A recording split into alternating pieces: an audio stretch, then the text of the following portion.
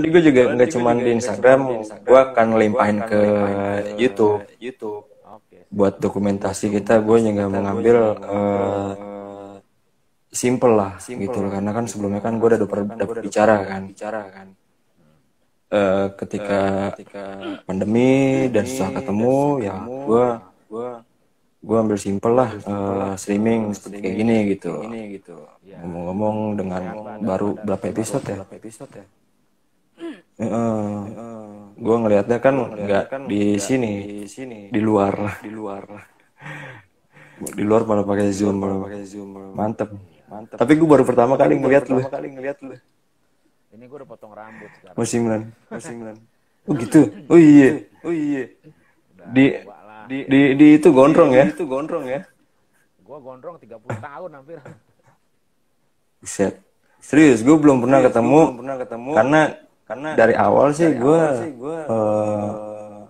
gue tahu ngelihat sound session mastering Imran Ilyas Sejuta umat. Sati. Mastering sejuta umat. Dari band dangdut sampai pop. Iya, Sampai metal. di semua itu. Kalau ini gue meta klinik ada beberapa band lah yang gue lihat, ini kalau meta klinik sempet desainnya itu Tova and Don and One Grab, Wah, ya iya kan. tahu. Terus Baru-baru desain gue tahu kenal dia dari mulai baru desain dia. eh, Awal kali ya. ya baru pertama gue tertarik sih, ini nih karena lo backgroundnya kan sebagai sound engineering ya mas ya. Iya, betul. Lu itu gimana sih Sejarahnya terjun ke lapangan, caranya bisa jadi lu sebagai sound engineering itu hal yang sebenarnya sejuta nggak umat pernah ya. gue cita-citakan. Nggak pernah gue cita-citakan sebenarnya. Jadi gue cerita tuh gimana nih? Bebas. Awalnya Berarti ya, gue terima kasih udah ceritain nih. thank you. Awalnya dari tahun 80 awal ya, 80 gue udah mulai ngeband. Ini ya udah metal sih gua tahun 80-an ya, zamannya masih baru ya rock belum ada waktu itu, masih baru Fire udah ada, terus si Metal Queen tuh gitarisnya ya sekarang almarhum Dudi yang di mana? Kan baru meninggal. Mortus, terus Nano kan. Awal Nano Suckerhead, Dudi jadi Mortus. Itu mereka dua Iron Maiden tuh. Terus zaman itu siapa lagi ya? Baruna, Babon, Dragon bandnya sama Ogas. Lagi si, waduh, ya Jaya dulu bandnya Navy Funk ya, sama Skal itu almarhum Iman, pemain bassnya itu main Iron Maiden juga. Adiknya Sebelum di rock sama saya Jaya ya. Jaya belum di rock tuh masih Navy Funk, terus di Skal juga Jaya.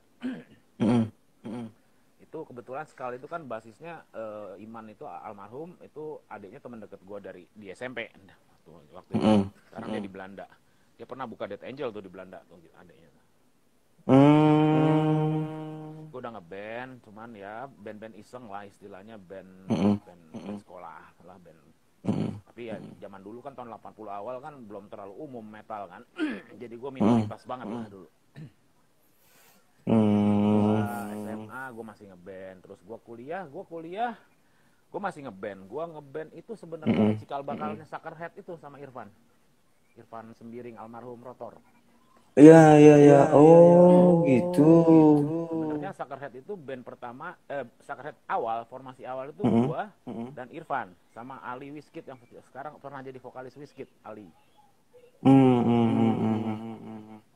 Itu tapi dia main gitar dulu di tempat kita, di band kita. Namanya Suckerheads-nya masih Suckerheads kayak korek, belum Suckerhead kayak Iya. Itu tahun 90 kali, tahun 91 kali itu gue udah kuliah kan. Udah tingkat 2 kalau nggak salah ya. 3 lah, 6 lah. Itu tapi gue kuliah di Bali, betul. Gue sekolah hukum. Jadi nggak nyambung lah hukum. Karena tapi gue sering di Jakarta, akhirnya makanya gue ngeband sama Irfan. Kebetulan Irfan itu waktu itu masih baru mulai lah kasarnya ya. Gue main sama teman-temannya Irfan, si Ali sama ada Seto itu gitaris awalnya Rotor juga. Ya yang istilahnya gurunya Irfan lah untuk musik untuk main gitar. Seto Mm-mm. itu bandnya dulu Painful Death. Terus setelah dia Rotor keluar, karena dia kan memang dia lebih fokus ke sekolah kalau Seto ya. Mm-mm. Seto itu ada Nobra sama Ali Arab kita manggilnya. Band Sohib sekarang namanya. Ada penulis dia. Iya, iya. Itu gue ngeband, tapi gue jujur memang waktu gue kuliah gue nggak serius ngeband karena zaman kita itu di Indonesia sih ya parah banget sih memang ya, apalagi musik yang sangat sangat inilah sangat segmented. Jadi gue tetap kuliah. Akhirnya gue kuliah pindah ke Jakarta karena gue nggak betah. Gue kuliah hukum di Bali, di Udayana tadi. Cuma karena gue nggak betah, akhirnya gue pindah ke Jakarta. Gue kuliah nerusin di sini. Gue lulusnya di Jakarta. Di Tahun berapa mas? Gue pindah ke Pancasila tuh tahun 92. Wow. Karena gue udah hampir lulus di Udayana tuh hampir lulus, karena gue nggak betah, gue pindah. Keputusan yang cukup salah ternyata. Tapi di saat itu juga gue udah mulai jarang ngeband karena gue lebih banyak sekolah. Jadi gue cuma nongkrong dan kadang gue bantuin dari segi sound system, dari kayak Rotor tuh awal. Gue bantuin mereka manggung, bantuin mulai belajar jadi sound engineer lah kasarnya. Terus Irfan tuh dulu temen, itu apa ya, 11-12 sama gue bener-bener ini tuh ada dia ada gue pasti dulu. Ada gue ada dia ada gue gitu. Nyari satu orang ketemu. Kayaknya sempat pernah cerita deh dia waktu itu. Sebelum dia meninggal ya, udah 2000 berapa ya? Dia ikut 10 kan deh mas. Dia cerita diusir nggak sama orang tuanya. Kalau dia ngeband. Almarhum itu waktu diusir ikut gua ke Bali, jadi ikut ke kos gua dia karena nggak ada kerjaan, dipikir dia mau band di Bali, padahal kondisi Bali itu untuk band nggak ya, bandnya kan band top 40, jadi ini kaget lah. Gua bilang emang begini. Karena itu sebelum Rotor tuh. Setelah Suckerhead bubar, sebelum Suckerhead yang berikut. Habis itu dia balik ke Jakarta, dia bangun Suckerhead yang versi berikut. Sebenarnya awalnya tulisannya sama dengan Suckerhead yang versi pertama gua sama dia. Jadi perubahan nama itu nggak sengaja sebenarnya. Mereka yang pertama itu formasi berikut yang vokalisnya Yaya, gitarnya Nano dan Irfan, almarhum Krisna, sama Dodi. Dodi anak dulu dia masih SMP orang Labora. Itu di SMA 6 pertamanya kan mereka manggung. Itu Yaya nulis namanya salah. Yang seperti saat ini ada itu. Jadi ya berganti nggak sengaja namanya. Akhirnya ya udah dilanjutin namanya itu. Karena udah sempat naik kan begitu main di SMA 6. Berarti lu bikin sound engineering di album Rotor ya? Oh, enggak. Baru pertama belajar. Gue masih kalau album gue masih ini. Album Rotor itu gue belum jadi sound engineer recording karena gue cuma ngerti urusan panggung waktu itu. Itu juga masih istilahnya masih belajar lah ya. Masih nggak ngerti banget lah, masih coba-coba lah kasarnya, masih so tahu kali ya. Lulus kuliah gue itu 94. Kuliah gue lama sih sebenarnya karena ya nggak fokus sekolahnya. Selesai gue sekolah itu gue nggak tahu mau ngapain jujur, karena gue nggak suka hukum yang sekolah yang gue sekolahin itu gue nggak suka. Akhirnya gue kebetulan ada dana, gue berangkat ke Amerika. Memang gue berangkat ke Amerika, cita-cita gue sebenarnya gue pengen sekolah sound engineer, cuma bukan pengen berkarya bukan pengen hidup di dunia sound engineer, karena gue cuma pengen itu sebagai hobi. Gue suka dan gue pengen tahu. Walaupun ternyata sampai Amerika gue tuh nggak sekolah dulu. Gue karena banyak hal lah. Gue kerja dan macam-macam. Gue ngeband juga di sana. Gitarisnya mungkin orang-orang sini sih pasti tahu kali ya, gitarisnya Ira Black namanya. Dia sekarang gitarisnya, dia gitaris 1000 band lah. Dia dulu gue tinggal di San Francisco kan. Ya gue kenal dia di sana. Teman dekat gue juga dia di sana. Dia itu dulu gitarisnya Hitten. Tahu mungkin nama tahu Hitten yang band thrash metal tahun 90 awal juga. Ethan itu vokalisnya kan ada iparnya Kirk Hammett sebenarnya. Dia juga bukan gitu. di album awal. Di album awal dia nggak ikut, dia gitaris pengganti di album kedua. Setelah album kedua keluar tur, baru si Ira Black itu masuk karena dia juga baru pindah dari Seattle. Tadinya dia di Seattle, dia pindah ke San Francisco. Jadi Ira Black ini jadi gitaris pengganti di Ethan, terus dia sempat di Metal Church, sempat di Vicious Rumors juga. Dia gitaris juta umat kalau gue bilang. Jadi nggak betah, bukan nggak betah sih, dia sih mana aja yang ada dia ikut. Sampai sekarang terakhir dia sempat jadi gitaris penggantinya di Dokken. Sama Lizzy Borden juga dia. Terus ada I Am Morbid.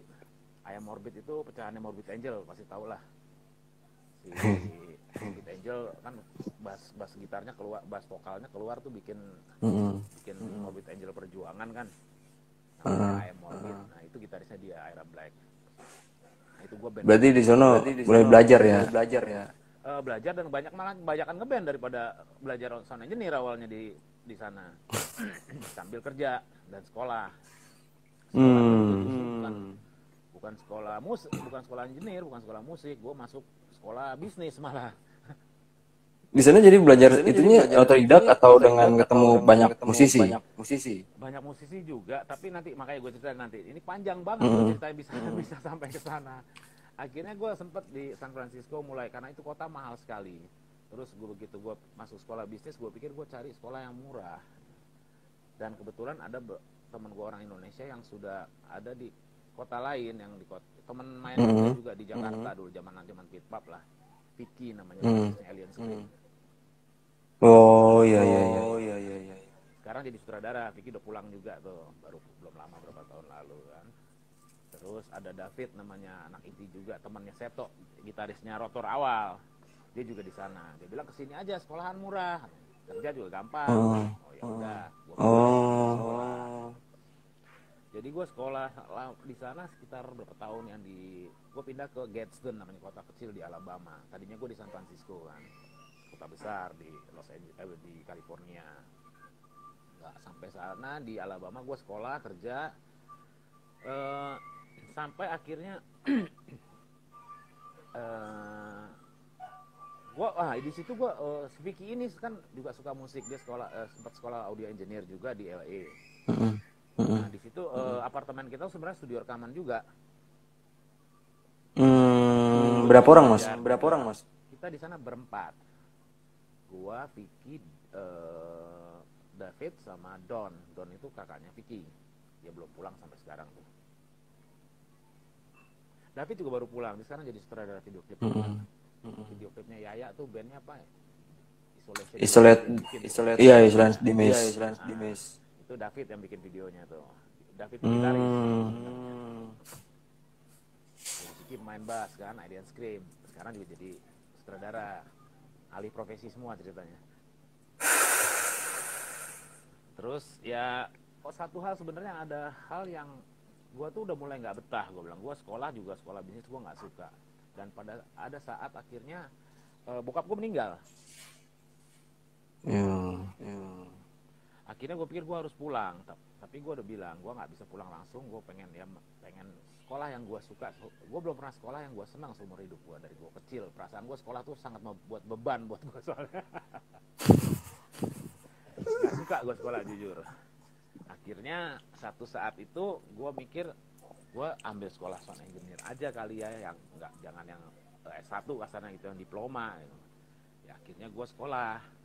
Gue itu di Ohio, di Chillicothe, kota kecil lah, recording workshop nama sekolahannya. Gue kesana, gue pindah, gue belajar.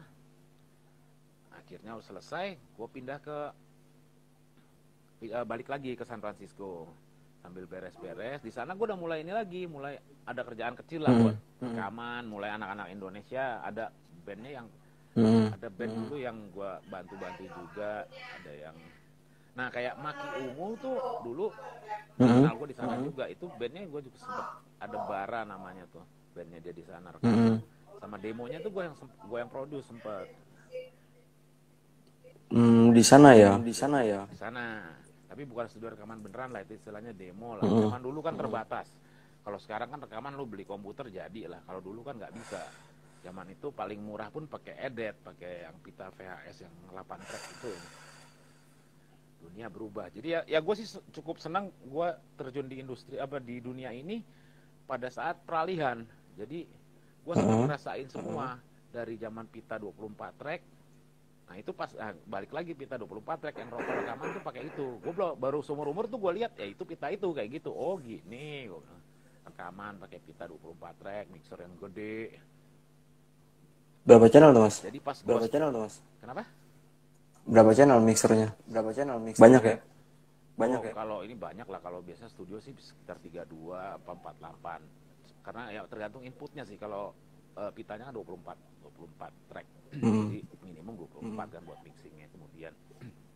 Jadi gua ngerasain transisi dari pita 2 inch sampai ke digital edit sampai ke komputer sekarang. Itu gue ngerasain semua dari komputer masih ini banget deh, masih cupu komputer, kasarnya masih dianggap tidak capable gitu dulu. Sampai sekarang begitu mudahnya dan jadi home industry nih.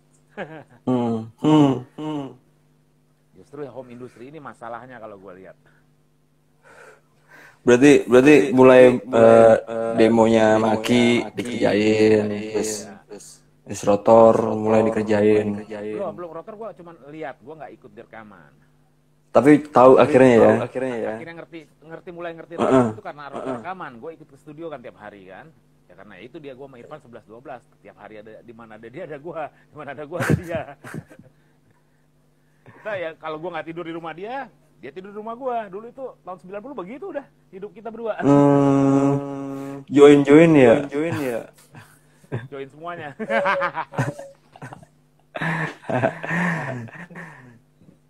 Gitu. Jadi begitu gue udah di San Francisco itu bikin demo, memang gue udah mau pulang, gue udah siap-siap, gue udah beli alat segala macam, tapi gue tidak pernah berpikir untuk terjun di industri ini karena gue cuma pengen hobi, gue pengen pulang, gue pengen punya ilmu yang masih jarang waktu itu di Indonesia ya.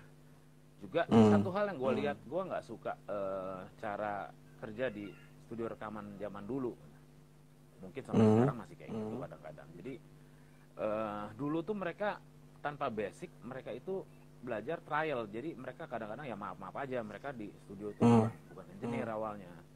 Mereka cuma office boy lah kasarnya atau gimana, mereka bantu-bantu akhirnya disuruh. Jadi mereka bisa karena biasa, tanpa tahu basicnya kenapa ini begini. Dan satu lagi gue lihat musisi itu zaman dulu ke engineer itu sangat tidak respect. Itu yang gue bikin gue nggak suka jadi engineer, nggak kepengen, bukan nggak suka, pengen jadi engineer. Mereka menganggap engineer ini tukang disuruh apa aja dan nggak mikir value-nya di mana. Mereka dipikir mereka nyuruh maunya begini udah tanpa ada input. Karena dulu, nah ini dia, di Indonesia itu dulu belum ada produser musiknya. Orang sini kan bilang produser itu kadang salah kaprah. Jadi bilang produser itu padahal itu label atau eksekutif produser modalnya.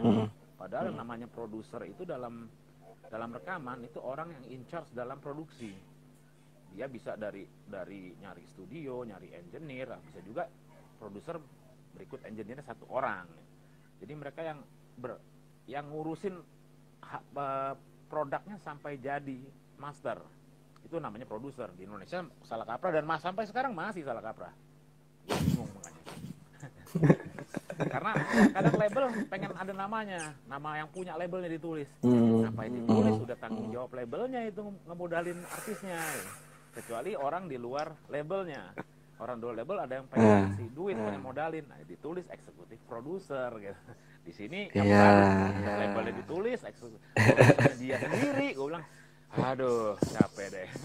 Berantakan Dan mereka nggak mau ngerti, dikasih tahu pun nggak ngerti. Bahkan kayak sampai yang tanda PC itu yang fonograf sama copyright. Itu pertama gue yang menginikan di sini untuk label-label lokal. Gue yang bikin untuk label lokal ini diginiin. Gue bilang ini kan ada copyrightnya, tahunnya, publishnya kapan di fononya. Gue yang kasih tahu mereka. Pas gue pulang tahun 98. Sampai sini lu ngasih tahu ya ke beberapa ya. Dan kebetulan gue involve di situ. Jadi pas Metallic Clinic gue ikut. Iya. Metalik klinik itu jadi gue kasih tahu, ini harus ada P, C yang kurung apa dalam lingkaran itu, Iya. tahunya. Itu kan copyright sama ininya, apa fonografnya. Gitu. Jadi sampai sini pun sebenarnya begitu gue balik, gue tidak sama sekali tidak di dunia musik. Gue kerja sempat gue kerja di dunia musik sekali, tapi gue nggak sampai 1 bulan gue keluar. Ya itu dia balik-balik karena gue nggak suka dengan environmentnya, dengan cara-caranya musisi nyuruh engineer. Sorry aja, kita sama-sama manusia, lo harus hormatin. Caranya nggak gitu, gue bilang. Mungkin ya musisi egonya gede lah, oke lah, tapi lu paling nggak respect other people. Lu jangan caranya kalau ngomong engineer. Di situ gue udah patah hati sama sekali sama industri musik di Indonesia. Gue bilang gue nggak mau lagi kerja sebagai engineer. Tahun 98 ya? 98 ya? 98, 99 kali, 98 gue nggak kerja sih, gue datang pulang iseng-iseng lah, seneng-seneng doang. 99. Di situ terus gue kerja akhirnya sama teman gue bikin kantor di industri IT. Gue background, gue IT juga lumayan ngerti, gue di hardware, jadi gue otodidak kalau di IT juga. Tapi gue cukup lumayan ngerti, jadi akhirnya kita bikin perusahaan IT. Gue sama sekali nggak nyentuh musik tuh, sekitar setahun kali ya. Berarti 98 udah sama Krisna dong ya? Gue udah kenal produser waktu itu Metalik Klinik ya. Soalnya Metalik Klinik tuh tahun berapa pertama? Gue lupa. Irfan tuh almarhum sering cerita tuh 98 ya. 97. Dia tuh cuman 2 Metalik Klinik doang di awal. Ketika dia sama nyerahin ke almarhum itu Krisna. Iya, dia udah nggak ini gitu loh. Dia sempat curhat sama gua. Betul sekali. Jadi ketiga sampai terakhir tuh udah ngelepas. Jadi Metalik Klinik 2 itu gue malah jadi engineer rekamannya di studio. Karena dulu awalnya Metalik Klinik pertama kita bandnya datang ke Jakarta, kita rekam. Gue jadi engineernya. Tapi masteringnya masih di Musika waktu itu. Itu ya pada saat itulah awal-awalnya gue mulai balik ke dunia musik. Jadi gue kerja di perusahaan IT, tapi gue juga gue nggak ngurusin musik. Akhirnya ya Irfan tetap ketemu kan, dia ngajakin, yuk gue bikin ini, bantuin gue. Oke, gue bantuin. Mulai gue bantuin, ya ternyata ya teman-teman gue yang dulu main itu sekarang udah banyak yang di industri, kayak Sakerhead Krisna almarhum kan udah rekaman juga. Akhirnya minta banyak ya dia, terus yang lain ada siapa, Andi Julius almarhum ya, yang kalau lo tahu bekas drummernya Makara. Itu gue kenal juga, akhirnya ngobrol, dia juga ada beberapa project yang gue bantuin, salah satunya In Memoriam kali, band metal ya. Iya Renault tuh. Renault keyboard gitu, keyboardnya. Diskus gue juga yang kerjain itu sebagai engineer dan master. Fadil main keyboard kalau nggak salah ya. Fadil dan Iwan Hasan. Itu gue belum berhenti kerja. Gue masih kerja di perusahaan IT gue. Jadi tapi gue mulai banyakan nggak masuk tuh. Partner gue mulai komplain. Dulu kagak datang, ngantuk, gue belum habis rekaman. Akhirnya udah makin lama makin banyak yang minta bantuin gue, teman-teman, dan mulai banyak orang yang di luar lingkaran gue gitu yang minta tolong. Akhirnya gue nggak kepegang kerjaan di kantor, gue bilang gue mundur deh. Akhirnya ya sudahlah, gue terjerumus di dunia ini akhirnya.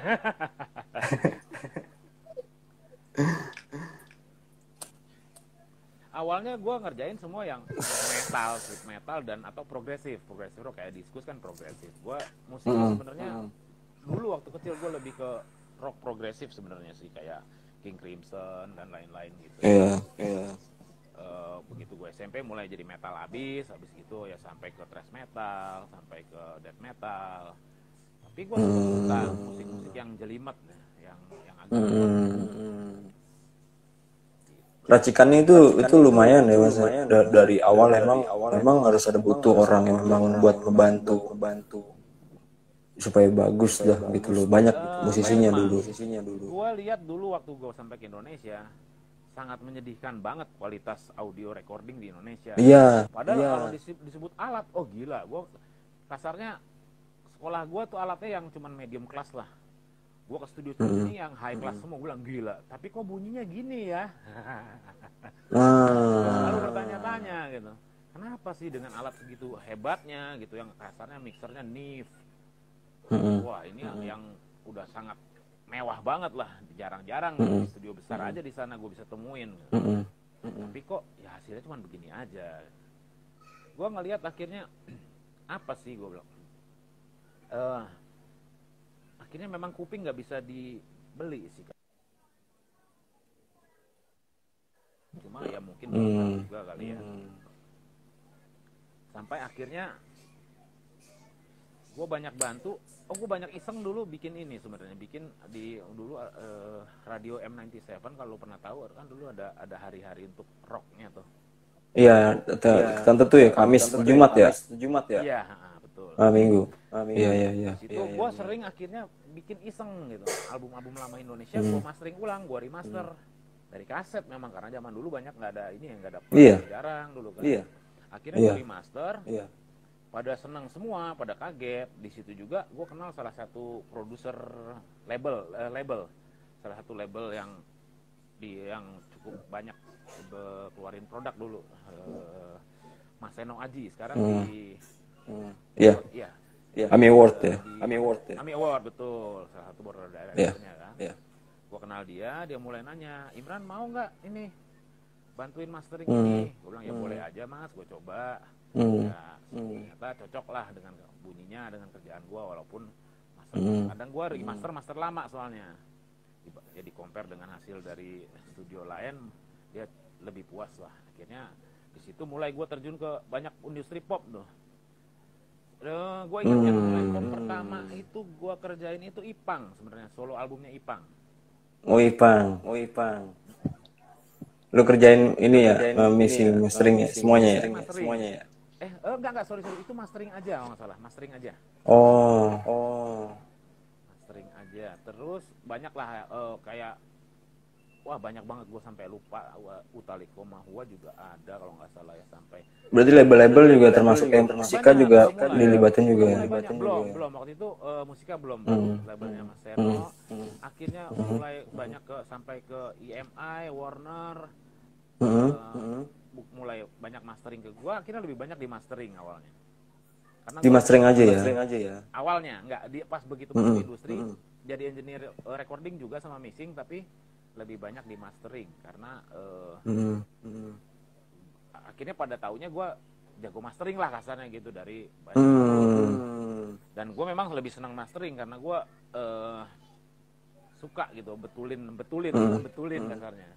Karena mastering itu kan sebenarnya antara teknis dan taste, jadinya teknisnya harus benar, kupingnya juga harus benar, nggak cuman teknis doang tapi kuping nggak benar. Dan pada saat itu gue lihat musik Indonesia patokannya gue nggak ngerti di mana gitu, masteringnya tuh kurus terus balance-nya nggak enak, apa low mid high-nya nggak benar. Jadi gue bikin sesuai dengan standar yang ya kasarnya standar bule lah. Sampai akhirnya gua mixing itu terakhir tuh bukan terakhir, awalnya itu yang besar itu Dewi Sandra, album solonya yang Kuaku. Itu gua mixing dan mastering gua kerjakan. Sebenarnya berarti ada perbedaan mas ya dari rekaman, mixing, mastering berarti ya. Betul. Kalau zaman dulu biasanya ya rekaman dan mixing satu orang biasanya. Mastering beda karena itu sebenarnya dunia lain udah sebenarnya. Itu antara udah kayak magic lah kalau zaman dulu istilahnya. Dan kebanyakan dulu hardware semua untuk processing itu pakai hardware. Soalnya gue juga punya band kan, memang mereka tahu kan, mereka tahu recording waktu itu di Starlight, Starlight rekaman, mixing, terus itu sama Wendy kan. Itu tahun 2012 sih, karena gue megang satu band kan. Karena mastering akhirnya di situ juga, tapi sama Aluki. Dia satu level dengan Indra. Gitu. Kadang-kadang sama Hayam serius kan mixing. Ya, tapi masteringnya tuh dulu banyak sih, ada beberapa doang sih. Makanya kunciannya tuh iya. kuncinya di recording mixing kalau nggak salah. Kunciannya di rekaman sebenarnya. Kalau Rekaman, beres, iya. mixing gampang. Mixingnya beres, masteringnya gampang. Tinggal numpang lewat semuanya. Iya. Soalnya waktu itu kan gua kebetulan anak bandnya itu nama band Arogan. Sebab itu mereka salah satu gitarisnya dekat sama Levi sama almarhum Baron. Terus drummer dia satu ini sama Bimo, Made. Terus akhirnya rekaman dia tahu gitu. Walaupun gua belum berkecimpung secara total, tapi gue tahu nama-namanya kayak sebenarnya. Tapi gue belum. Oh ternyata recording, mixing. Berarti kuncinya mixing. Tapi mastering tinggal naikin gain nih mas ya. Enggak juga. Kalau mixingnya nggak benar, itu gue kasarnya nyebokin sih, betulin. Karena memang tidak bisa 100 bagus 100% karena gue udah dapat bahan jadi kasarnya. Tapi gue berusaha balance-nya benar. Caranya bagaimana? Yaitu banyak lah hal caranya sebenarnya gimana bikinnya. Mungkin malah bule kalau lu mixing mastering ke studio di luar, bulenya pusing. Kok rekaman lu begini amat ya? Gimana gua harus mastering nih kalau begini? Karena ya aja maksudnya kurang oke lah gitu. Kalau di luar tuh di Australia sering denger Don Bentley itu, Log Zelebur kan. Albumnya kan lumayan. Aquarius yang sering di Don Bentley. Oh iya, Aquarius, benar. Nah, itu studio mastering paling besar di Australia dulu. Terus dia keluar sekarang si Don Bentley keluar terus bikin studio mastering sendiri. Iya. Yang paling besar dulu Musika sebenarnya. Alatnya Musika luar biasa, studio masteringnya gila. Gue lihat, waduh, begitu ngeliat kaget sendiri, udah gila. Gue jarang-jarang benda gue. berarti ngeraciknya itu dari recording, mixing atau mastering mas, ngeracik satu karya gitu. Semua satu kesatuan. Lu kalau recording bagus, ya trackingnya bagus, mixingnya gampang, bagus jadinya, bagus. Masteringnya juga gampang, pasti otomatis gitu. Kita harus analog atau digital mas? Apa aja sih nggak ada masalah. Memang dulu kalau awal-awal digital, memang bunyi digital itu orang nggak suka karena satu hal pertama kita itu terbiasa dengan bunyi analog. Terus kedua bunyinya memang nggak seenak bunyi analog, bunyi digital di awal ya, di tahun 2000-an awal. Tapi progres makin maju, bunyinya itu makin deket ke analog. Plus orang udah nggak ada rekaman analog, jadi comparisonnya udah nggak ada. Itu yang bikin ini, yang bikin kuping kita merasa beda. Dan apalagi anak sekarang tidak pernah dengar bunyi analog, jadi nggak tahu bedanya. Jadi awal, kalau zaman tahun-tahun awal itu, gue pernah ngerjain 7 Kurcaci, album yang yang di Musika itu banyak tuh, kembali itu ada berapa tuh? Kembali itu. Iya, Itu apa ya albumnya judulnya? Gue lupa, pokoknya gambarnya hitam silver metalik gitu deh covernya. Oh iya tahu. Judul beberapa single ada kita tahu si Mungkin masih itu Kembali yang paling single. Yang paling hits memang yang mungkin Kacamata Label kan kembali. Betul. Itu kita tracking drum di analog, di Musika tracking drumnya waktu itu gue ingat banget tuh. Karena kita mau cari, gue produksi itu sama Krisna. Krisna gue engineer-nya, tapi ya in teorinya, in praktek ya gue juga jadi produsernya sebenarnya sih. Gue produser lah ya, untuk produksi. Nah di situ juga, di situ ada shifting tuh, kayak Krisna di hire Musika sebagai produser, mulai ngerti lah industri Indonesia kalau produser itu adalah tugasnya produksi album, produksi sampai jadi ke master diserahkan ke label. Mulai ngerti ya, gue juga sih sebenarnya ngasih pengertian ke mereka, ke Krisna, ke almarhum Irfan juga. Di situ gue 7 Kurcaci, gue yang take, gue yang tracking, tapi mixing gue kasih Krisna. Krisna tuh waktu itu baru belajar. Jujur yang ngajarin gue Krisna mixing itu gue sebenarnya, almarhum Krisna. Karena satu hal dulu, gue terlalu idealis waktu itu. Gue nggak mau gue yang mixing, gue yang mastering. Karena sebenarnya di luar juga nggak boleh kayak gitu dulu ya. Karena dianggap kita harus ada second opinion.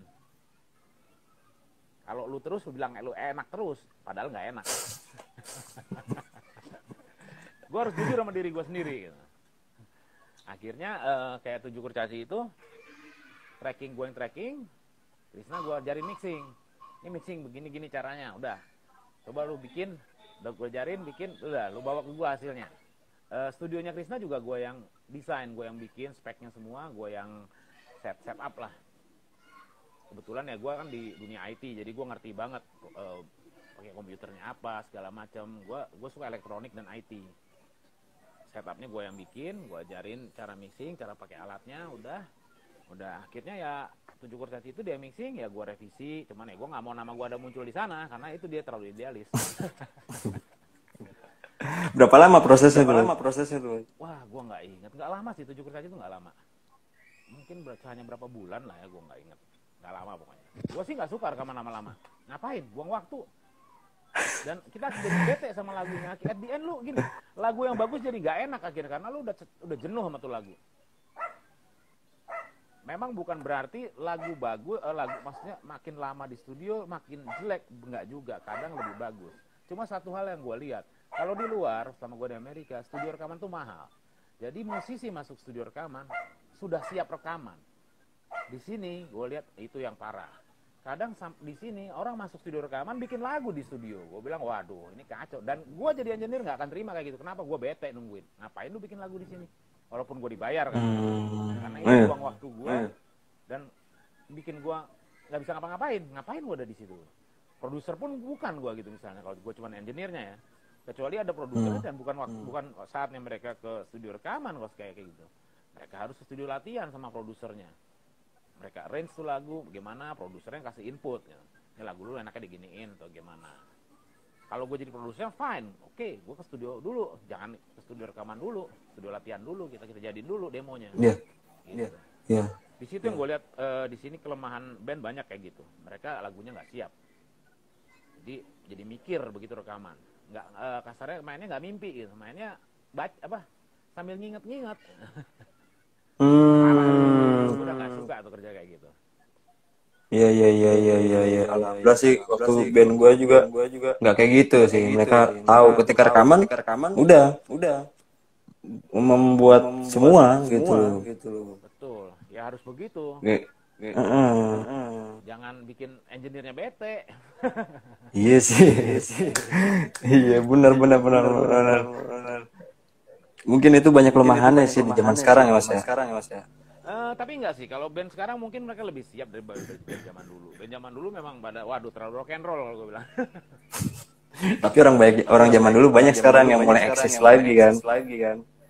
Mengkombinasi banyak hal. Satu hal kadang ya, satu beda generasi sih ya udah ya. Iya. Songwriting, kelemahan orang Indonesia satu yang gue lihat, songwriting. Di situ gue salut sama almarhum Irfan. Dia itu secara musik orang yang aneh buat gue. Makanya temennya ngeband dulu nggak ada yang bisa jalan sama dia. Kayak Sakret, dia keluar dari Sakret alasannya jelas. Iya. Yang lain nggak bisa ngikutin. Irfan itu dia otodidak kan main gitar. Otodidak ada dulunya sih setup ya. Tapi yang maksudnya otodidak. Dia itu orang yang nggak suka bawain lagu orang. Dia pengen bikin lagu sendiri. Sebenarnya ini gue lihat sama bule. Kenapa? Banyak bule itu nggak bisa bawain lagu orang. Karena mereka dengerin cuma sepintas, nggak kayak orang sini dikulik sampai bisa sampai nggak ada salahnya. Lebih bagus dari bandnya malah kalau daripada aslinya kalau live. Hebat. Dari sisi itu hebat. Kenapa? Berarti bisa copy sebenarnya 100%. Dari segi songwriting jelek. Kenapa? Akhirnya influence lu untuk bikin lagu jadi terlalu ngikutin itu orang. Bikin lagu sendiri berantakan. Itu sudah banyak gue lihat kasusnya di semua band di Indonesia. Akhirnya makin jarang sih. Gue lihat di Indonesia makin bagus, makin nggak terlalu ngematok harus sama band ini gitu bikin mainnya. Itu bagus. Kalau soalnya gue lihat di sana selama gue ngeband, mana ada teman gue bilang bawain lagu ini yuk, nggak ada, kita nggak pernah ngomong. Latihan kita, yuk kita bikin lagu, nggak bikin, kita bawain ini yuk mau, nggak ada kayak gitu. Jadi mereka terbentuk untuk bikin lagu. Jadi lagu mereka kebanyakan ya jadi original karena mereka nggak mikirin musik orang kayak gimana gitu. Kalau di sini wah gue pengen main seperti apa, bisanya 100% kayak siapa, itu salah kalau buat gue. Irfan itu Walaupun influence-nya juga sama. Iya, almarhum Irfan juga udah tahu bagus sih. Memang sempat banyak ngobrol sih terakhir ketika dia rilis vinyl, gue nggak mau ngobrol, maksudnya karena dia kan itu hajatnya dia gitu loh. Kan gue lihat streaming di YouTube dengan dia hadir vinyl, ya udah di blok kan. Terus akhirnya ya udah gue nggak ketemu lagi, tiba-tiba gitu. Tapi sebelumnya udah banyak cerita sih, emang gue ada satu konten terus akhirnya gua ke rumah, dia curhat, dia ngajakin gua balik bikin Metallic Clinic lagi, gimana gue bingung, aduh ini gimana bang, sama teman gue anak pang, sampai anak pang dia tahu, oh ini band pang ya, terus sampai almarhum Irfan dia nggak tahu genre musik yang zaman sekarang, betul. deathcore, Jadi terus jadi dia tuh kalau banyak gua, loh. sama gue terakhir itu dia pasti minta Bron, dia manggil gue Bron pasti. Nama gue Imran, tapi orang teman dekat gue manggil gue Imron biasanya. Karena ya karena dipikir ya Imron, padahal Imran nama gue, bukan orang Jawa, padahal orang Sumatera. Makanya kalau orang Imron gue rada sebel, cuman akhirnya gue terima semua manggil gue Imron. Apalagi Irfan, kalau Irfan spesial tuh manggil gue Bron, pakai B, Bron. Nah dia itu kalau ke rumah gue pasti dia bawa flash disk, Bron, isiin lagu-lagu baru Bron. Selalu gitu dia. Gue sempet kasih CD tuh. Di zaman modern tuh ada 20 lagu. Gue kirim sampai almarhum bilang, "Jis, gue nyetel di mana? Gue mau pulang tuh." "Ya bang, lu pegang aja, lu di mobil, nanti dengerin nih, ini musik-musik zaman sekarang nih, kayak begini." Ya mungkin dia entah kemana kan, gue kasih CD biar dia tahu, karena kan dia klasik, ini harus tahu gitu loh, ini kayak begini. Tapi dia sih pengen, jadi maksudnya pengen tahu musik sekarang. Dia selalu Iya. dengerin apa yang gua kasih, dia nih yang bagus-bagus nih sekarang, dia oke masukin plastik semua, udah gua kasih. Selalu gitu, setiap datang tuh pasti begitu. Gua memang sama dia sejak gua pulang, gua yang ke Metallic Clinic, gua deket sama dia. Begitu nggak deket itu sejak dia mulai hijrah tuh gua sempet nggak deket sama dia jujur. Karena ya mungkin beda aliran kali gua sama dia dulu ya. Ini tapi akhirnya dia udah mulai agak balik lagi ya, gua masih kontak terus sama dia sih selalu. Dan masih ketemu gitu. Dan mulai deket, dan dia kayak rotor yang remaster kan gue yang kerjain. Oh iya, 2010 kontak-kontak kan sama gue tuh untuk nge-remaster albumnya dia. Sempat gue ngedistribusin ya kan, gue ke rumahnya Pondok Labu tuh.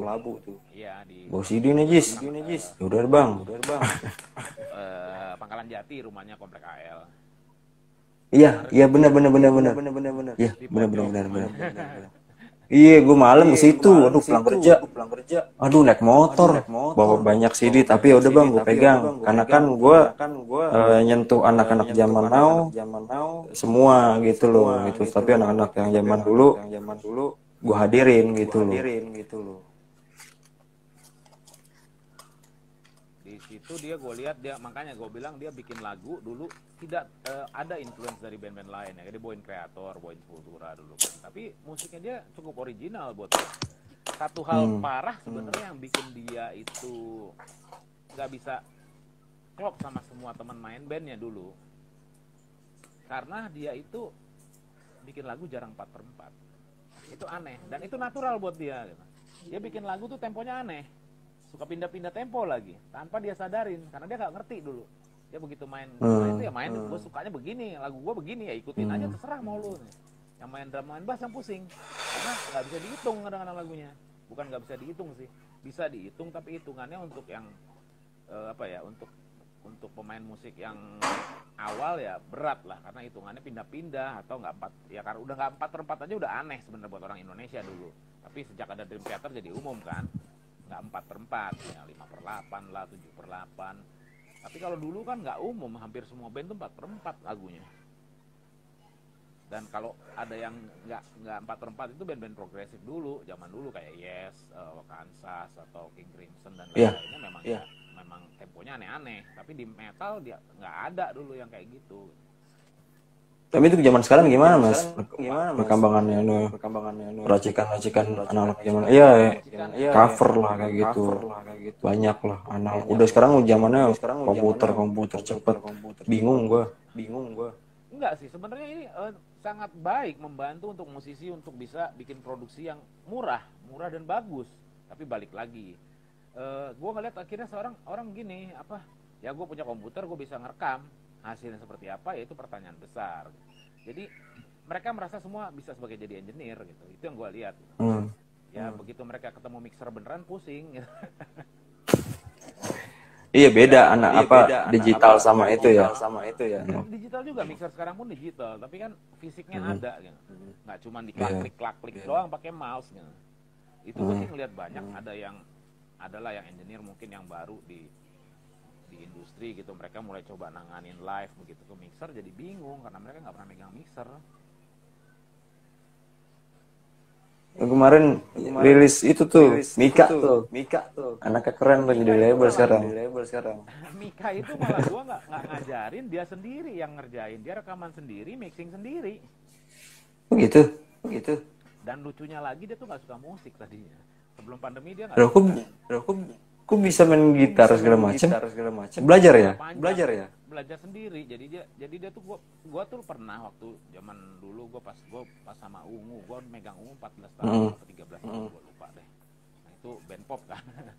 Kita kan sering main di luar. Gua pernah main di Malaysia waktu mereka masih kecil, masih bayi lah. Gua beliin gitar Ibanez Micro yang gitar 3/4, gitar kecil kan, gitar elektrik.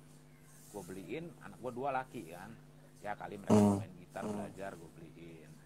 Ternyata dipegang juga enggak, sampai bocel-bocel ditaruh-taruh sembarangan aja, digeletakin. Sampai gue bilang ini barang nggak murah loh, gue bilang. Sampai akhirnya Mika itu sebelum dia pandemi, dia tuh waktu dia agak masih kecil sih, dia seneng nonton pesawat, dia senengnya pesawat. Pesawat itu gua ada DVD Iron Maiden yang Flight 666 kan. Iya. Dia nonton bukan suka musiknya, suka pesawatnya, ada gambarnya. Pesawatnya kan ada Eddie-nya tuh, ada icon Eddie. Senang ngeliatnya. Lama-lama dia dengerin lagunya otomatis karena dipasang terus kan. Suka dia. Tapi dia nggak main musik, nggak suka, masih biasa aja, tetap pesawat di otaknya. Begitu pandemi, dia udah mulai nyentuh gitar. Akhirnya dia nggak bisa kemana-mana, dia mulai intens main gitar sendiri. Belajar sendiri, gua nggak pernah nyuruh apa-apa ya. Akhirnya dia belajar, tapi mungkin gue bilang, Dek, kamu kalau ini jangan cuma ngikutin lagu orang, gue bilang bikin lagu gitu. Ternyata nggak ada 3 bulan kali dia main gitar udah bikin lagu sendiri. Gua sampai waduh. Dan secara kualitas lagu gua rasa sih ya cukup baik banget, apalagi umurnya segitu ya. Dan dia belajar semuanya, recording juga. Dia awalnya main gitar, gua nggak tahu ampli gitar gua di mana jadi studio gua tuh di belakang, akhirnya gua ditumpuk-tumpuk jadi kayak gudang gitu.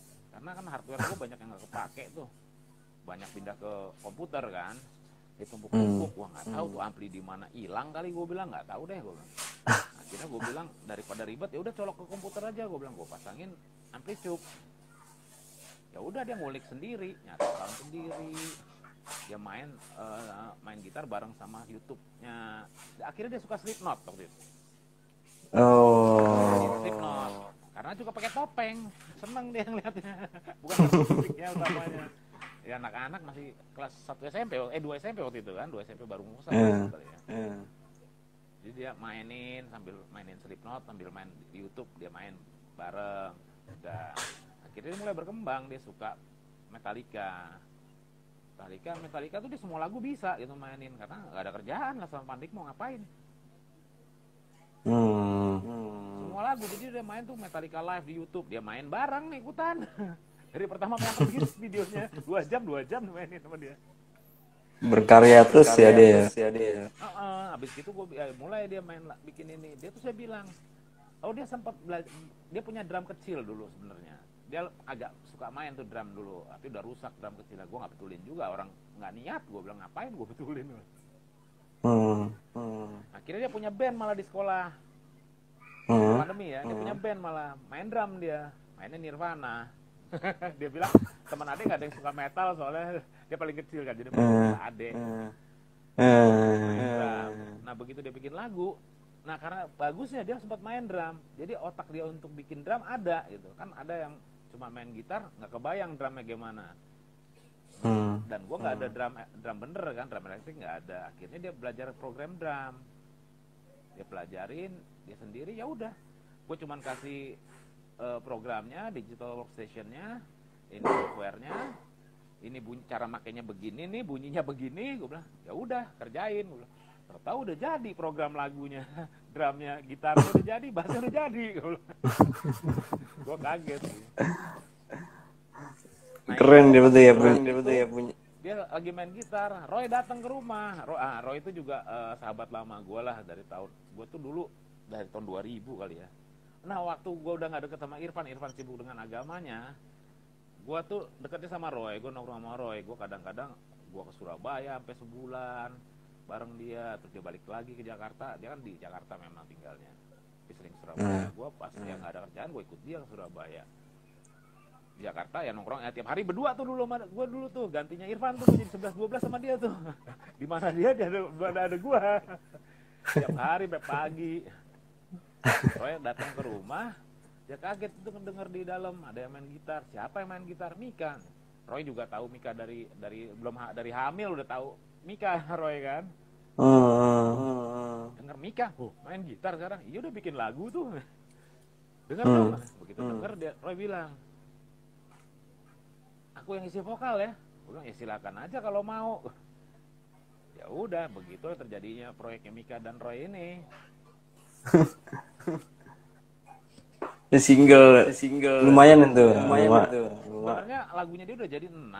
Cuma karena pandemi ini yang vokal yang lain itu kan Mika itu belum bisa nyanyi karena suaranya juga masih cempreng banget, masih 3-4 baru ulang tahun 14 ya kan. Suaranya masih nggak bisa inilah, nggak bisa growling lah. Jadi nunggu yang lain-lain ya, nunggu pandemi dulu kali ya. Lagunya yang ini yang ada lagu dia yang instrumental. Iya tuh gue sempat denger tuh bagus.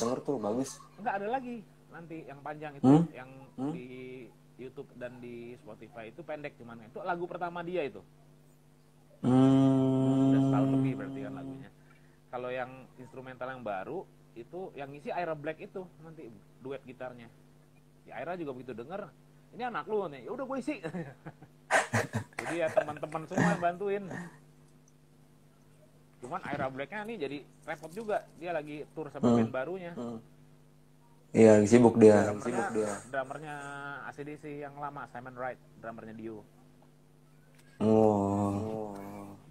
Lumayan tuh itu banyak sibuk sih.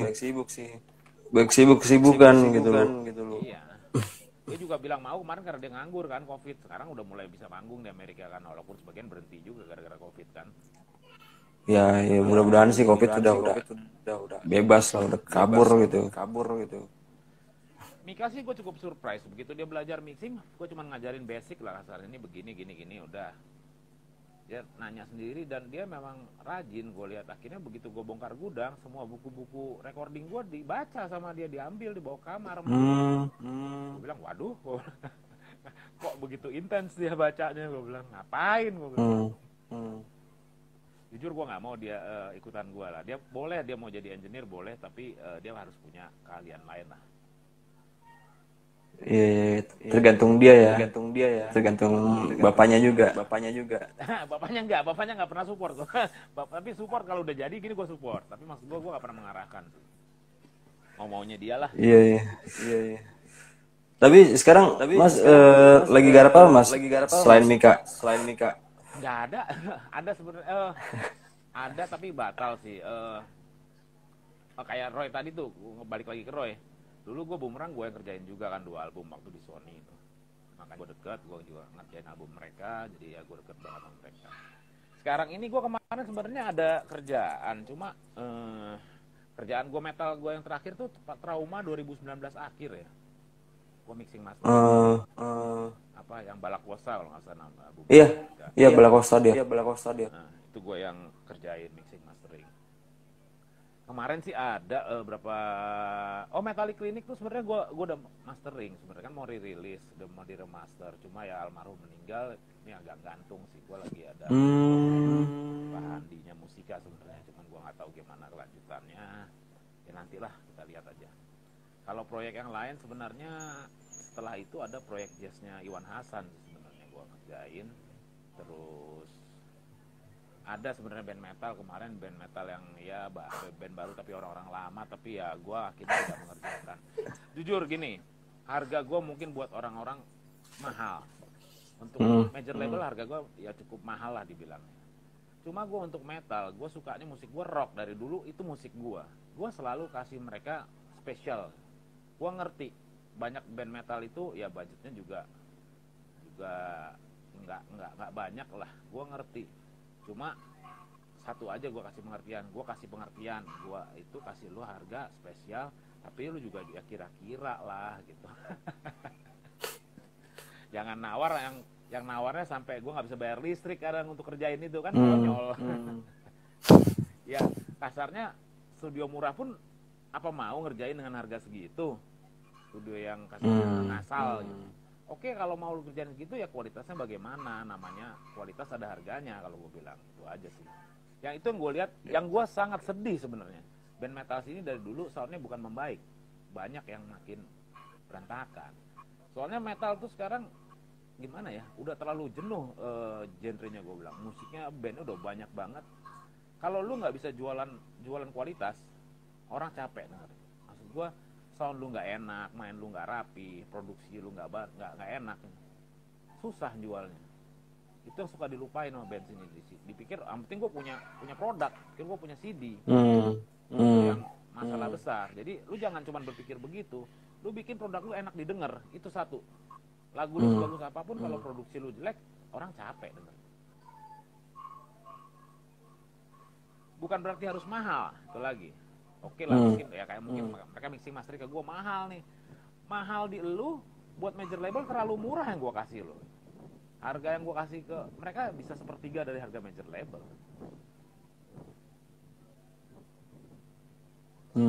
Mana nih pemain band yang lain nih di sini nih ada nih. Tuh gue available dengan harga yang murah untuk band-band indie. Bedain aja nanti juga mereka akan melihat lah yang gue kadang-kadang suka apa ya, suka ngelihat miris-miris yang mereka kadang-kadang bagus gitu dengan perkembangan sekarang, tapi kadang-kadang mereka nggak tahu ya sejarah apa di balik ini gitu loh. Kadang ada yang melupakan, kadang ada yang maju ke depan lebih kepada digital. Tapi untuk yang seperti Mas bilang ya nggak kurang sih gitu loh. Edukasinya mereka nggak ada. Untuk jadi engineer yang baik itu nggak perlu setahun 2 tahun, nggak bisa setahun 2 tahun, itu butuh waktu satu. Terus lu harus biasa, kuping lu harus membiasakan dengan produk yang benar dulu gitu bunyinya. Caranya paling gampang, lu pilah-pilah deh lagu, kan setiap album keluar bunyinya itu beda-beda sebenarnya kalau diperhatiin banget ya. Tapi ya gua nggak tahu ya, kadang-kadang orang nggak bisa bedain, kadang-kadang dia bilang sama aja bunyinya. Itu masalah itu, kalau begitu sih udah nggak cocok jadi sound engineer sih gua bilang. Sorry to say ya, buat mereka wah ini keren soundnya, begitu gua denger sorry gua bilang, ini lu bagus buat lu, coba lu dengerin ini. Buat mereka sama, waduh gua bilang, itu gawat tuh kalau gua betul. Itu yang pembelajarannya sulit gitu. Itu ear training itu berat buat gua. Nggak bisa semua orang bisa cepet. Ada bisa cepet, kayak sorry Mika ini cepet banget, gua kaget karena gua biarin dia dulu, mau bikin sound terserah, mau bikin sound gimana aja, gua bilang suka-suka lu, gua bilang. Begitu gua denger, wah kok bagus ya, itu bakat dan nggak semua orang bisa begitu, gua bilang. Iya. Nah itu band-band underground misalnya atau band metal, kadang mereka ya itu nggak ada produser yang direct mereka untuk bikin bunyi mereka gimana gitu. Mereka main semaunya mereka gitu. Karena kalau band-band luar ya, band-band top, band lama gitu, mereka produsernya mereka sendiri gitu. Tapi mereka kan udah main bandnya puluhan tahun, nggak cuma setahun 2 tahun rekaman. Label udah percaya, produsernya lu sendiri gitu. Kalau band baru ya mau nggak mau lah lu pakai ya zaman tahun 2000-an mungkin Scott Burns 90 akhir tuh, Scott Burns-nya Roadrunner kan dia semua. Itu juga jelek sebenarnya. Kenapa jelek? Bukan artian jelek suara ya, jelek kualitas. Jeleknya musiknya jadi sama semua, seragam kayak template bunyinya. Karena orangnya itu terus gitu, nggak ganti-ganti gitu engineer-nya. Jadi setiap engineer tuh punya pasti ada taste yang masuk dan itu kebaca gitu. Kayak sekarang mungkin yang top Jens Borgen sama Dennis Bergstrand ya, yang Swedia, Skandinavia gitu. Sebenarnya kalau dengerin sama semua jadinya. Gue sih oke lah, lu kalau musik lu mirip oke, tapi kalau musik lu agak beda, kenapa lu nggak cari engineer lain tapi yang kira-kira kualitasnya sama gitu. Dan produksi sendiri karena pengen murah gitu, produksi buat lu udah enak. Buat orang yang lama di situ bilang ini nggak enak. Iya. Ya, Jadi lumayan. Sok tahu sih. Dibilang sok tahu lu. Ya ini ya maaf aja, gua udah ini udah 30 tahun kali ya. Jadi gua selalu ikut mantau gitu. Itu satu hal gue lihat di engineer Indonesia di zaman dulu ya. Bukan mau mengkritik mereka. Mereka udah kecapean, mereka kadang backgroundnya bukan dari musik. Jadi akhirnya mereka nggak coba dengerin itu yang baru-baru kayak gimana sih, soundnya gimana. Kalau gue selalu update, gue pasti dengerin. Karena gue selalu menganalisa, begitu ada album baru gue dengerin. Ini gimana sih? Apa bedanya sama yang dulu? Jadi barometer ya, zaman dulu. Iya betul. Lu jadi harus bandingin. Oh ini gimana nih. Satu hal lagi yang beda banget sebenarnya sekarang udah digital distribution sih. Ada bagusnya satu buat gue. Zaman tahun 2000 itu mulai ada loudness war, perang kenceng, adu kenceng-kencengan dulu di CD. Itu gua jujur di Indonesia pertama yang bikin CD kenceng itu gua. Produk-produk musika tuh gua mastering paling kenceng tuh. Semua engineer lain bingung bisa kok kenceng banget lagu mix masteringan lu. Karena gua bandingin sama bule waktu itu, gua nggak mau CD gua kalau di play bareng sama mereka atau dipakai changer, begitu pindah ke lagu yang gua kerjain langsung jomplang, langsung kok nih pelan banget. Orang cenderung memvonis itu jelek, bukan karena kualitas bunyinya, karena kalah kenceng sebenarnya. Sebenarnya makin lama makin kenceng, ada batas sebenarnya. Batas kenceng itu cukup sampai yang tahun berapa ya? Akhirnya terlalu kenceng sampai untuk ngencengin itu kerjaannya mastering sebenarnya itu dikompres dan dilimit teknisnya, dikompresi dan limiter. Begitu kompresi lu makin tinggi dan limiter lu makin kenceng, midnya akan naik. Suara midnya. Akhirnya di tahun-tahun yang 2000 berapa ya, 2000 lewat lah. Itu capek, sampai kuping tuh capek dengernya. Kenapa? Karena udah kenceng banget. Jadi istilahnya gini ya, kita baca tulisannya semua huruf besar. Tidak ada turun naiknya, karena dinamiknya hilang. Sementara kalau kita dengerin plat atau CD-CD yang zaman dulu yang baru dipindahin ke CD album tahun 70-an, kita dengarnya enak, adem. Kenapa? Karena nggak digeber, nggak dipus. Kadang-kadang band-band lama ini begitu di remaster, gue malah nggak seneng dengernya. Kenapa? Karena over compress, over limit. Jadi dinamiknya hilang. Kalau yang remasternya tahun-tahun 2000 awal atau 90 akhir, itu masih enak didengar karena mereka nggak gila-gilaan pushnya. Jadi dulu kalau kita lihat ada RMS levelnya, sekarang udah bukan RMS lagi, pakainya Louvre sekarang, meterannya lah gitu. Dulu tuh sampai 7, ada yang apa ya gue lihat ya. Jadi kalau kita lihat dibuka di filenya di komputer itu kayak penggaris, udah nggak ada turun naiknya, udah nggak benar sebenarnya itu. Gitu. Dengan digital distribution ini ada aturan baru juga. Jadi lu walaupun kenceng seperti di Spotify atau YouTube atau yang lainnya semua, ada aturannya level berapa loop gitu. Jadi begitu kenceng lu diturunin otomatis sama mereka. Jadi salah lu biar yang bego, lu mastering kekencengan. Jadinya akhirnya diturunin. Gua turunin, tapi dinamik lu hilang. Ya kenapa enggak lu level lu segitu tapi dinamik lu ada gitu kan. Itu yang paling benar. Jadi ada meterannya kok, bisa belajar tuh engineer kalau ini. Kalau mau tahu. Iya. Apalagi udah ada template-nya sih yang untuk YouTube, untuk Spotify, ini untuk iTunes ada. Tapi overall sih hampir sama kalau untuk digital distribution. Jadi nggak bisa CD-CD yang dulu tuh yang kenceng-kenceng banget lu pindahin berantakan tuh pasti. Kayak Metallica aja yang mana tuh yang kenceng banget kapan ya? Sebelum yang di album Black. Bukan, yang terakhir yang nomor 2 sebelum ini nih, apa ya yang kenceng banget tuh. Justice for All. Bukan yang baru banget, yang nomor 2 setelah ini, nomor 2 sebelum sekarang. Album Oh ya, tahun 2000 berapa? 2018 apa? Lupa gua. gue sering lihat konseres. Makin tua udah makin jadi udah. Terakhir kesini udah. Itu lucu, lu dengerin di digital distribution lebih enak daripada CD-nya. Kenapa? Yang di digital distribution nggak dihajar sekencang di CD. Yang di CD itu sampai pecah-pecah kalau diperhatikan denger suaranya. Itu nggak enak banget. Gue dengernya capek. Satu lagu gue bilang, aduh, pusing kepala gue dengernya. Karena udah, ya itu rata kencengnya.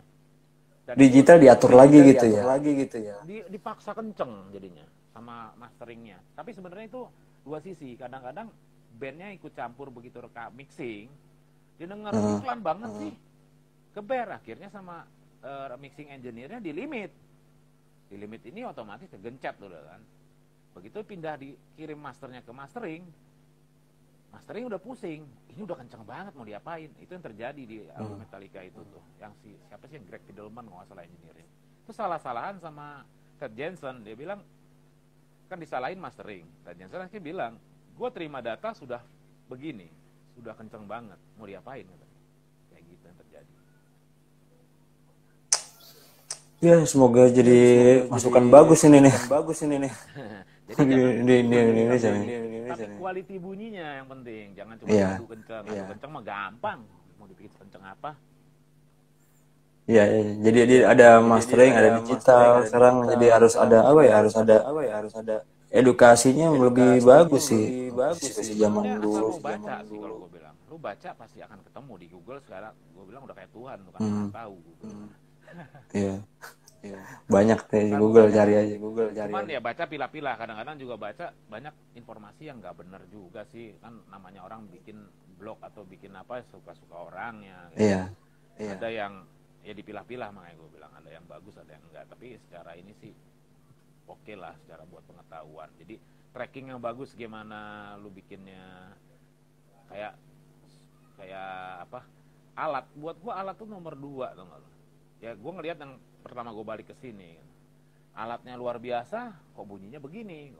Jujur gua waktu itu alatnya ya di bawah mereka lah. Gua bilang ya gua bukan konglomerat gitu, gua nggak bisa beli alat yang gila-gilaan. Itu gua cuma punya alat yang bagus beberapa istilahnya.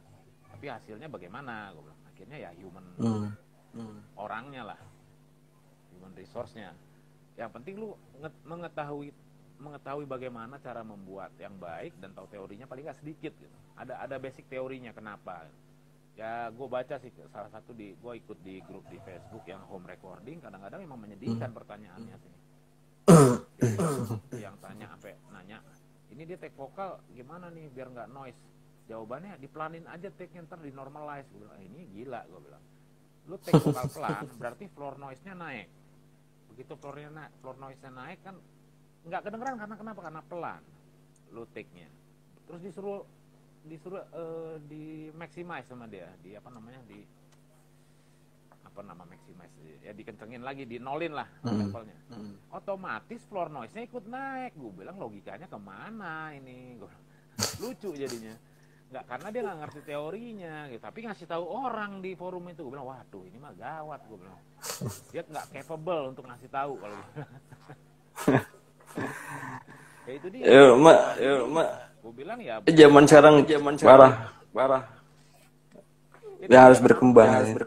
Punya laptop, beli sound card yang murah aja beres gitu udah, habis itu merasa bisa udah. Tapi nggak masalah, bagus gitu kan, lu bisa berkreasi, bisa bikin karya. Cuma ya tolong belajar dikit lah gitu.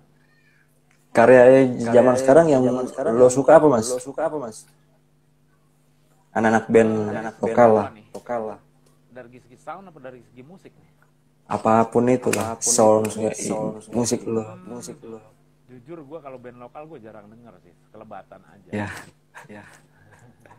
Sorry, gue bukannya gue sombong, bukan apa-apa. Kadang gini ya, gue denger lagu itu nyari sesuatu yang baru. Kalau ya kayak gue bilang di Amerika, makanya band mau Indonesia susah survive dulu. Kenapa? Bule itu akan sign band tersebut karena sesuatu. Kenapa? Dia tidak seperti band yang lain. Atau sekalian seperti yang lain, seperti yang sama kalau lagi tren. Seperti glam dulu, akhir metal zaman dulu kan semua band yang model itu desain sama label untuk ngerecokin sebenarnya, untuk ngeramein dari segi industri mereka berpikirnya. Tapi kalau gue denger sebagai diproduksi, gue nggak suka kayak gitu. Jadi gue selalu mencari denger band itu yang beda sama yang lain. Kayak sekarang gini, kayak Dream Theater itu clone-nya itu ada jutaan band kali di dunia ya. Ngapain gue dengerin band ini misalnya gitu? Oh lagunya bagus misalnya. Ya udah ada Dream Theater loh gitu. Ngapain lo kayak Dream Theater versi berikut, gue bilang. Gitu. Jadi bikinlah karya yang original. Karena kalau yang dilihat sama label luar ya itu, kalau lu nggak original ya ngapain mereka sign lu?